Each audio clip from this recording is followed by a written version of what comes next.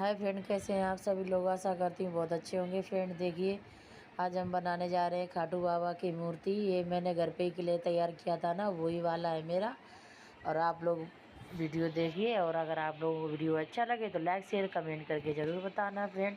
और ये मैं जो मिट्टी यूज़ कर रही हूँ फ्रेंड, ये वही मेरी काली वाली मिट्टी है जो मेरे यहाँ ईजी से मिल जाती है। मैंने ये कोई ख़रीदी हुई मिट्टी नहीं फ्रेंड यूज इसमें कर रही हूँ फ्रेंड। जो भी ये मैं के लिए यूज़ कर रही हूँ फ्रेंड, ये सब कुछ मैंने घर पर ही तैयार की थी। और आप लोगों को ये इसकी मेरी जैसे मैंने ये बनाई थी वो वाली आपको वीडियो मेरे YouTube चैनल पर फ्रेंड मिल जाएगी। उस पर आप जाकर एक बार अच्छे से चेक कर सकते हैं फ्रेंड।